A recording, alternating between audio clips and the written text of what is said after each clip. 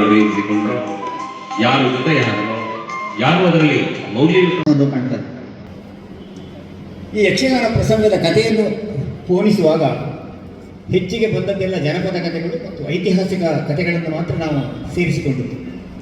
ಆದರೆ ಕ್ಷೇತ್ರದ ಚರಿತ್ರೆ ಅಂತ ಹೇಳಾದರೆ ಒಂದು ಪೌರಾಣಿಕ ಹಿನ್ನೆಲೆ ಕೊಡಬೇಕು ಎನ್ನುವಂಥ ಒಂದು ಆಧಾರದಲ್ಲಿ ನಾವು ಏನು ಮಾಡಿದ್ದು ಅಂತ ಹೇಳಿದರೆ ಒಂದು ವಿಷ್ಣುವನ್ನು ತಗೊಂಡು, ಯಾಕಂದರೆ ಕಾಪುವಿಗೆ ಜನಾರ್ದನ ದೇವರು ಪ್ರಧಾನ ಆಗಿರುವುದರಿಂದ ಜನಾರ್ದನನ್ನು ಒಬ್ಬ ವಿಷ್ಣುವನ್ನು ತಗೊಂಡು ವಿಷ್ಣು ನಾರದನ ಸಂವಾದ, ವಿಷ್ಣುವಿಗೆ ಕೋಪ ಬರುವುದು, ಸಾತ್ವಿಕನಾದ ಅವನು ಹೋಗಿ ಪ್ರಪಂಚದಲ್ಲಿ ಏನು ಮಾಡುವ ಹಾಗಿಲ್ಲ, ಅಂತೂ ಕಲಿಯುಗ ಸನ್ನಿಹಿತವಾಗಿದೆ, ಕಲಿಯುಗದ ಅಂತ್ಯದಲ್ಲಿ ತಾನೇ ಕಲಿಪುರುಷನ ಪ್ರವೇಶ ಆಗುವುದು, ಹಾಗಾಗಿ ಆ ಕಲ್ಕಿಯಾಗಿ ಬರುವುದಕ್ಕೆ ಅವಕಾಶಕ್ಕಿಂತ ಮೊದಲು ನಾನೇನು ಮಾಡೋದು ಅಂತ ಯೋಚಿಸುತ್ತಿರುವಾಗ ಅವನಲ್ಲಿ ಅಂತರ್ಗತವಾಗಿರುವಂತಹ ಮಾಯೆ ಹೊರಗೆ ಬರ್ತದೆ. ವಿಷ್ಣುವಿನ ಅಂತರ್ಗತವಾಗಿರುವಂಥ ಮಾಯೆ.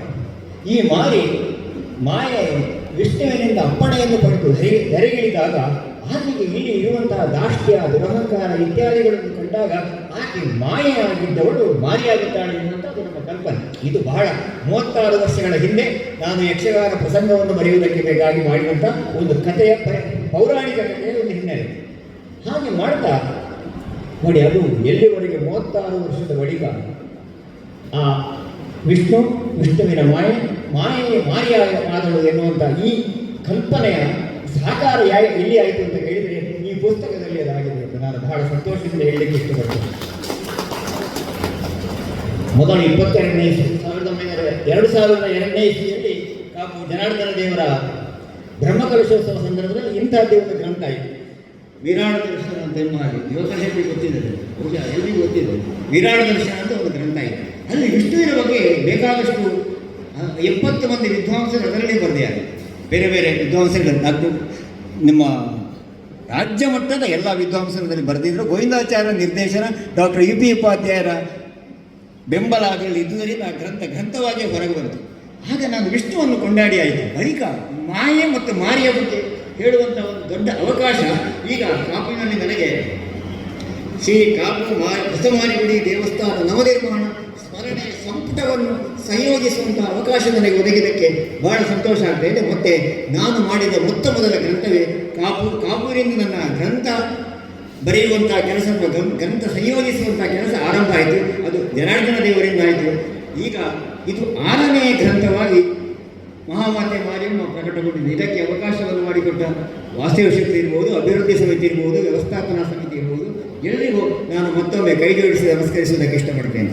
ಇದರೊಂದಿಗೆ ಇದನ್ನು ಸುಂದರವಾಗಿ ಮುದ್ರಿಸಿಕೊಟ್ಟಂಥ ಆಕೃತಿ ಪ್ರಿನ್ಸ್ನ ಎಲ್ಲ ಸಿಬ್ಬಂದಿಗಳಿಗೆ ನಮಸ್ಕರಿಸ್ತಾ, ಮತ್ತು ನನಗೆ ಕೈ ಜೋಡಿಸಿದಂಥ ಎಲ್ಲ ಸಂಪಾದಕ ಮಂಡಳಿ, ವಿಶೇಷವಾಗಿ ನಾನು ಹೇಳ್ತೇನೆ ಡಾಕ್ಟರ್ ಜಗದೀಶ್ ಶೆಟ್ಟಿ, ಗೋವಿಂದ ಸಂಶೋಧನಾ ಕೇಂದ್ರದ ಕಾರ್ಯನಿರ್ವಹಣಾಧಿಕಾರಿ, ಪೂರ್ಣಪ್ರಜ್ಞಾ ಕಾಲೇಜಿನ ಅವರು ನಿವೃತ್ತ ಪ್ರಾಂಶುಪಾಲರು, ಹಾಗೆ ಈಶ್ವರ ಚಿಕ್ಪಾಡಿಯವರು, ಶ್ರೀಕಾಂತ ಶೆಟ್ಟಿ ಅದ್ಭುತ ಭಾಷಣಗಾರ, ಮಹಾತ್ಮಿ ಬರಹಗಾರ, ಅವರೊಂದಿಗೆ ಈಶ್ವರ ಚಿಕ್ಪಾಡಿಯವರು, ಸುಧಾಕರ್ ಶೆಟ್ಟಿಯವರು, ಮೇಡಮ್ ಯಶೋಧಾ ಕೇಶವ್, ಹಾಗೆ ಸುಜಾತಾ ಶೆಟ್ಟಿ ಬೆರಿಂಜೆ, ಇವರೆಲ್ಲ ನನಗೆ ಸಹಕಾರವನ್ನು ಕೊಟ್ಟು ಈ ಪುಸ್ತಕ ಇಷ್ಟು ಚಂದವಾಗಿ ಬರುವುದಕ್ಕೆ ಸಹಕಾರವನ್ನು ಕೊಟ್ಟವರು. ಅವರನ್ನು ನಾನು ಈ ಸಂದರ್ಭದಲ್ಲಿ ಸ್ಮರಿಸಬೇಕು.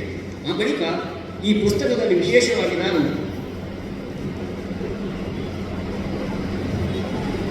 ಕಾಪುವಿನವನೇ ಆದ ಹತ್ತಿರದ ಗುಳಿಯಾರಿನ ಡಾಕ್ಟರ್ UP ಉಪಾಧ್ಯಾಯ, ಬಹುಶಃ ಎಲ್ಲಿಗೂ ದೊಡ್ಡ ಭಾಷಾ ವಿಜ್ಞಾನಿ, ಅಂತಾರಾಷ್ಟ್ರೀಯ ಮಟ್ಟದಲ್ಲಿ ಬೆರಳೆಣಿಕೆಯ ಭಾಷಾ ವಿಜ್ಞಾನಿಗಳಲ್ಲಿ ಅವರ ಹೆಂಡತಿ, ಅವರು ಇನ್ನೊಬ್ಬರು ಜಾನಪದ ವಿದ್ವಾಂಸರು. ಅವರಿಬ್ಬರು ಪ್ರತಿನಿತ್ಯ ಗೋವಿಂದ ಸಂಶೋಧನಾ ಕೇಂದ್ರಕ್ಕೆ ತುಳು ನಿಘಂಟಿನ ಆ ಸಂಯೋಜನೆಯ ಸಂದರ್ಭದಲ್ಲಿ ಹೋಗುವಾಗ ನಮ್ಮ ಮಾರಿಗುಡಿ ಎದುರುಭಾಗದಲ್ಲಿ ಬಂದ ನಿಂತು ಎಕ್ಸ್ಪೋರ್ಟ್ಸ್ ಹತ್ತಿ ಹೋಗ್ತಾ ಇದ್ದರು. ಮತ್ತು ಅವರು ನನಗೆ ಹೇಳಿದರು. ಹಾಗಾಗಿ ಅವರನ್ನು ಬಿಟ್ಟು ಕಾಪುವಿನ ಯಾವುದೇ ವಿಷಯಗಳನ್ನು ಬರೆಯುವುದಕ್ಕೆ ನನಗೆ ಇಷ್ಟ ಆಗಲಿಲ್ಲ ಅಥವಾ ಸಂಯೋಜಿಸುವುದಕ್ಕೆ ಇಷ್ಟ ಆಗಿಲ್ಲದಕ್ಕೆ ಅವರಿಬ್ಬರ ಬಹಳ ಹಿಂದಿನ ಕೆಲವು ಲೇಖನಗಳನ್ನು ನಾನು ಇದರಲ್ಲಿ ಅನಿವಾರ್ಯವಾಗಿ ತಿಳಿದುಕೊಳ್ಳಬೇಕಾದ ಅಗತ್ಯವನ್ನು. ಅದರೊಟ್ಟಿಗೆ ಕಲ್ಯ ಗೋಪಾಲಾಚಾರ್ಯ ಅವರು ಇನ್ನೊಬ್ಬ ಕಾಪುವಿನ ದೊಡ್ಡ ಧಾರ್ಮಿಕ ವೈದಿಕ ವಿದ್ವಾಂಸ, ಅವರ ಲೇಖನವೂ ಇದೆ. ಮತ್ತು ಶ್ರೀನಿವಾಸ ಪಂಚವಟಿ ಕಟಿ, ಹಾಗೆ ಅಜಯ ನಾಗರಾಜ, ಇವರೆಲ್ಲ ಬೇರೆ ಬೇರೆ ರೀತಿಯಲ್ಲಿ ಕಾಪುವಿಗೆ ಬೇರೆ ಬೇರೆ ವಿಧಾನದಲ್ಲಿ ಲೇಖನಗಳನ್ನು ಬರೆದವರು. ಹಾಗಾಗಿ ಅವರ ಲೇಖನಗಳನ್ನು ನಾನು ಇದರಲ್ಲಿ ತಗೊಂಡಿದ್ದೇನೆ. ಮತ್ತು ಇನ್ನೊಂದು ಬಹಳ ಸತ್ಯ ವಿಷಯವನ್ನು ಹೇಳ್ತೇನೆ. ನನಗೆ ಗುರು ಸಮಾನರಾದ ನಮ್ಮ ಕುಮಾರ ಗುರುತಂತ್ರಿಯವರ ತಂದೆ ಪುರುಷೋತ್ತಮ ತಂತ್ರಿಯವರು, ಬಹುಶಃ ಅವರ ಮನೆ ಅಂಗಳದಲ್ಲಿ ನಾನು ಮೊದಲ ಉಪನ್ಯಾಸವನ್ನು ಆರಂಭಿಸಿದೆ. ಆ ಪುರುಷೋತ್ತಮ ತಂತ್ರಿಯವರು ದುರ್ಗಾದರ್ಶನ ಎನ್ನುವಂಥ ಕುಂಜೀರಿನ ಪುಸ್ತಕಕ್ಕೆ ಬರೆದುಕೊಟ್ಟಂತಹ ಒಂದು ಶ್ರೀಚಕ್ರದ ಬಗ್ಗೆ ಬರೆದಂಥ ಲೇಖನವನ್ನು ನಾನು ಇದರಲ್ಲಿ ತಗೊಂಡಿದ್ದೇನೆ. ಹಾಗೆಯೇ ಡಾಕ್ಟರ್ ಜನಾರ್ದನ ಭಟ್ರು, ನಮ್ಮ ಇಂದಿರಾ ಹೆಗಡೆ, ಮೇಡಮ್ ಇಂದಿರಾ ಹೆಗಡೆ, ಡಾಕ್ಟರ್ ಇಂದಿರಾ ಹೆಗಡೆ, ಜ್ಯೋತಿ ಜಯರಾಯರು, ಹೀಗೆ ಅದಲ್ಲದೆ ಹೃದಯೋನ್ಮುಖರಾದಂಥ ಬಹಳ ಮಂದಿ ಇದರಲ್ಲಿ ಬರೆದಿದ್ದಾರೆ. ಒಬ್ಬರು ಓಂ ಪ್ರಕಾಶ್ ಭಟ್ ಅಂತೇಳಿ, ಇನ್ನೊಬ್ಬರು ಜ್ಞಾನೇಶ್ ಹೆಬ್ಬಾರ್ ಅಂತೇಳಿ, ಇನ್ನೊಬ್ಬರು ಅಮೃತ ಅಂತ ಹೇಳಿ, ಹೀಗೆಲ್ಲ ಹೃದಯೋನ್ಮುಖರಿಗೂ ನಾನು ಇದರಲ್ಲಿ ತುಂಬ ಅವಕಾಶವನ್ನು ಕೊಡ್ತೇನೆ. ಇದರಿಂದೆಲ್ಲ ಬಹುಶಃ ನನ್ನ ಎಲ್ಲ ಗ್ರಂಥಗಳಲ್ಲಿ ನಾನು ಹೃದಯೋನ್ಮುಖರಿಗೆ ಅವಕಾಶವನ್ನು ಕೊಟ್ಟು ಈ ಗ್ರಂಥಗಳ ರಚನೆ ಆಗಿದೆ. ಸಮಗ್ರವಾಗಿ ಈ ರಚನೆ ಅದು ಬಹಳ ಸಮಗ್ರವಾಗಿ ಬಂದಿದೆ ಎನ್ನುವಂಥ ಆಡುವುದಕ್ಕೆ ನಾನು ಇದರಲ್ಲಿ ಬಹಳಷ್ಟು ದೋಷಗಳಿರ್ಬೋದು, ಬಹಳಷ್ಟು ಕೊರತೆಗಳಿರ್ಬೋದು, ಅದು ಇಲ್ಲ ಎನ್ನುವಂಥ ಭಾವಗಳು ಇರ್ಬೋದು. ಆದರೆ ಪ್ರಾಮಾಣಿಕವಾಗಿ ಈ ಕೆಲಸವನ್ನು ನಾವು ಮಾಡಿದ್ದೇವೆ. ಬಹುಶಃ ಇನ್ನು ಮುಂದುವರಿದ ಕೆಲವೆಲ್ಲ ಇಂಥ ಪುಸ್ತಕಗಳು ಓದಕ್ಕಿದೆ ಅಂತ ನಾನು ಭಾವಿಸ್ತೇನೆ. ಆ ಪುಸ್ತಕಗಳು ಬರುವಾಗ ಅದರಲ್ಲಿ ಅದನ್ನು ನೀವು ಸೇರಿಸಿಕೊಳ್ಳಬಹುದು. ಒಂದು ವೇಳೆ ಇದರಲ್ಲಿ ಕೊರತೆ ಇದೆ. ಬಹುಶಃ ನಾನು ಈ ಸಂದರ್ಭದಲ್ಲಿ ನನಗೆ ನೆನಪಿಗೆ ಬರುವುದು ಲೀಲಾದೃಷ್ಟಿ. ಯಾಕಂತ ಹೇಳಿದರೆ ನನ್ನ ಕಾಪು ಕ್ಷೇತ್ರದ ಚರಿತ್ರೆ ಪ್ರಸಂಗ ಬಿಡುಗಡೆಯಾಗುವಾಗ ಇಡೀ ರಾತ್ರಿ ನಮ್ಮೊಟ್ಟಿಗೆ ಸಹಕರಿಸಬಹುದು. ಮತ್ತು ಅದು ಈಗ ಆ ಪ್ರಸಂಗ ರಚನೆ ಆಗಿದೆ ಎನ್ನುವುದಕ್ಕೆ ಈಗ ಶಾಸಕರು ಹೇಳಿದರು, ನಮ್ಮ ಮಾಜಿ ಶಾಸಕರು ಈ ವಿಷಯವನ್ನು ಹೇಳಿ, ನೀವು ಇಲ್ಲಿರೋ ಯಕ್ಷಗಾನ ಪ್ರಸಂಗ ಬರುತ್ತಾರೆ. ಹೌದು, ನಾನು ಆ ಕಾಲದಲ್ಲಿ ಇಡೀ ಕಾಪು ನಾನು ತೆರೆದಿದ್ದೆ, ಬೇರೆ ಬೇರೆ ಲೈಬ್ರರಿಗಳಿಗೆ ಹೋಗಿದ್ದೆ. ಹಾಗೆ ಬಹಳ ವಿದ್ವಾಂಸನ್ನು ನಾನು ಬಹುಶಃ ಆ ಕಾಲದ ಯುವರಾಜ ಮುಂತಾದಂಥ ಪಾತ್ರಿಗಳನ್ನು ನಾನು ಸಂದರ್ಶನ ಮಾಡಿದೆ. ಹೀಗೆ ಒಂದು ಕ್ಷೇತ್ರಕಾರ್ಯ ಆಧಾರಿತವಾದಂತಹ ಕಥೆ ನನ್ನ ಕಿಸೆಯಲ್ಲಿತ್ತು. ಅದು ಇವತ್ತು ಪುಸ್ತಕ ರೂಪದಲ್ಲಿ ಬಂದಿದೆ ಎಂದು ಹೇಳಿಕೊಳ್ಳುವುದಕ್ಕೆ ನನಗೆ ತುಂಬ ಸಂತೋಷ ಆಗ್ತಾ ಇದೆ. ಅಲ್ಲದೆ ಮತ್ತು ಕಾಪಿನ ವಿಷಯದಲ್ಲಿ ಇನ್ನೊಂದು ನಾನು ಹೇಳಬೇಕಾದ ಅಗತ್ಯ ಇದೆ. ಬಹುಶಃ 1989ರ ನಂತರ ನಾನು ಉದಯವಾಣಿಯಲ್ಲಿದ್ದ ಸಂದರ್ಭದಲ್ಲಿ ಇಲ್ಲಿ ನಾಶವಾಗುತ್ತಿರುವ ಐತಿಹಾಸಿಕ ಪರಂಪರೆಗಳನ್ನು ನಾನು ಗುರುತಿಸಿ ತರಂಗಕ್ಕೆ ಮತ್ತು ಉದಯವಾಣಿಗೆ ವಿಶೇಷವಾದಂಥ ಲೇಖನಗಳನ್ನು ಬರೆದಿದ್ದೆ. ಕಾಪಿನ ಆದ್ಯತೆ, ಕಾಪಿನ ಇತಿಹಾಸ ಎನ್ನುವಂಥ ಒಂದು ಲೇಖನ ಬಹಳ ಹಿಂದೆ ಉದಯವಾಣಿಯಲ್ಲಿ ಮತ್ತು ತರಂಗದಲ್ಲಿ ಪ್ರಕಟ ಆಗಿದೆ. ಇದು ಯಾಕಾಗಿದೆ ಅಂತ ಕೇಳಿದರೆ, ಇಲ್ಲಿಯ ಇತಿಹಾಸಗಳು ಹಾಗೆ ಮಣ್ಣಿನೊಂದಿಗೆ ಮಣ್ಣಾಗಿ ಹೋಗುವಂಥದ್ದನ್ನು ನಾನು ಕಣ್ಣಾರೆ ಕಂಡಿದ್ದೆ.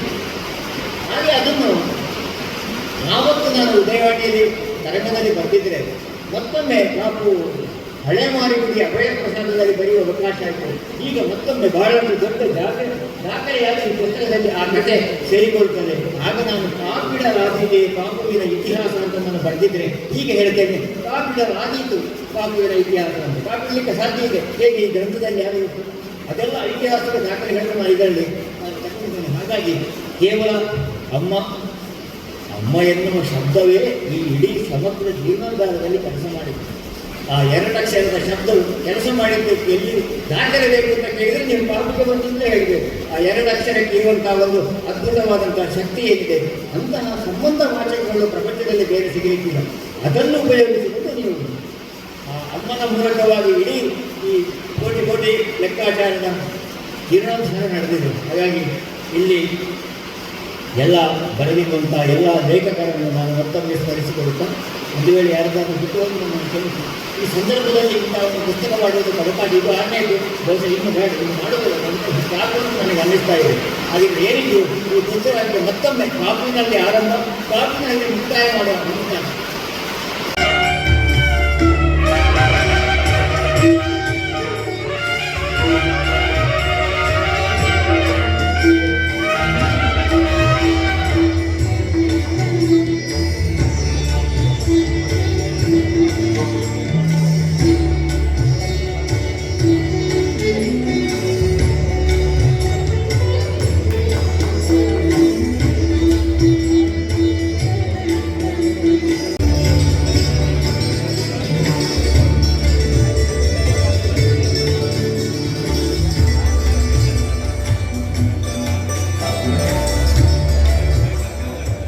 ಮಹಾಮಾತೆ ಮಾರಿಯಮ್ಮ ಎಲ್ಲರಿಗೂ ಒಳ್ಳೆಯದು ಮಾಡಲಿ ಅಂತ ನಾವು ಪ್ರಾರ್ಥಿಸ್ತೇವೆ.